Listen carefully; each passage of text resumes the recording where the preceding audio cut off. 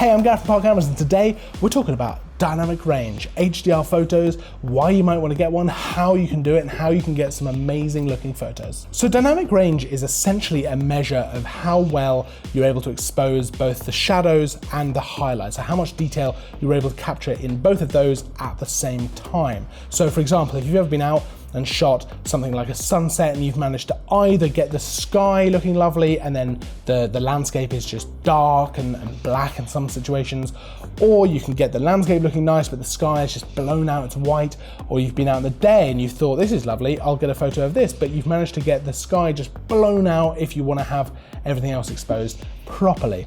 Well, that's where dynamic range comes into things. So it's the ability of the camera to actually expose both things and get detail from both things at the same time. So some cameras have better dynamic range than others, but there are things you can do to create your own high dynamic range images where everything is exposed really nicely.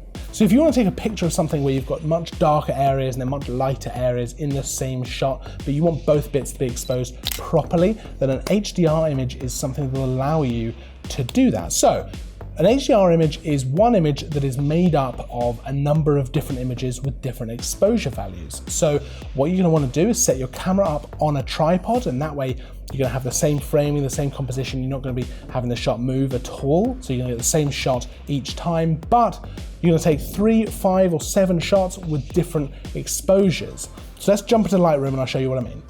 Right, so we're in Lightroom now, and what you're going to want to do is bring your photos into Lightroom and then go into the Develop tab of things. So we've got our 5 photos of this kind of sunset evening-y shoot that we did. We've got one that's very underexposed, we've got one that's a little less underexposed, one that's kind of around about in the middle, one that's a bit overexposed, and then one where everything is just completely blown out. Now, what you're going to want to do is select all of these, and you can do that by clicking the one on the far left, holding Shift, and clicking the one on the far right, and then right click on any of them down there, and come up to Photo Merge, and click HDR.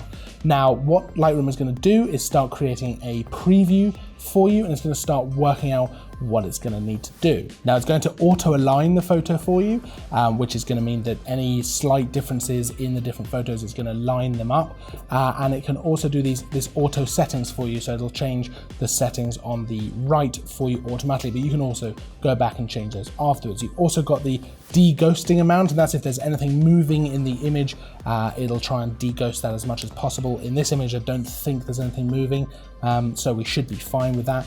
And then once the preview is complete like that, you can just click Merge down here, and Lightroom's going to create that image for us and put it down in the timeline down here. All right, so that's down here now, so you can click to select it, and you can see that the shadows, the kind of landscape is exposed really nicely, and the sky is exposed really nicely as well. So everything is exposed properly. Now, because you shot everything in RAW, and this is one of the best things about this, if you've shot everything in RAW, then this final HDR image is going to be in RAW as well, which is really, really nice. It means you can edit it exactly as you would. You can adjust color temperatures and things like that.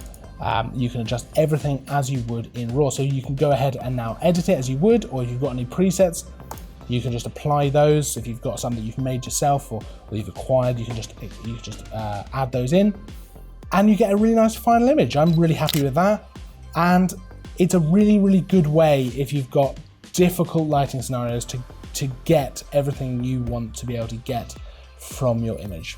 So this technique gives you the ability to get some really, really nice images. And some cameras actually have this built in. So they'll have a bracketing mode where it'll take 5 pictures very quickly, like you're shooting in continuous, but with 5 different exposure values, so you can get this kind of automatically. And then you've got 5 pictures to merge later when you get home. Otherwise, you can just do it yourself. I did these ones myself. So you just adjust the exposure using shutter speed, ISO, things like that, until you get the 5 or 7 or 3 different images that you want to use with different exposure values that you can merge later in post. Now, something else that's just worth pointing out is that it's possible to overdo this technique a little bit. So you can have instances where you end up overdoing the HDR and just having this really unnatural looking image, which just takes away from what might have been a really nice image and makes it look just wrong to your eyes, and it's just not right. So it's just worth using it sparingly and just being aware of that, because it can lead to less than desirable results if it's overdone.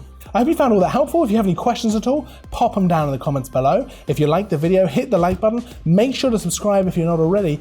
I'll see you in the next video. And as always, thanks for watching.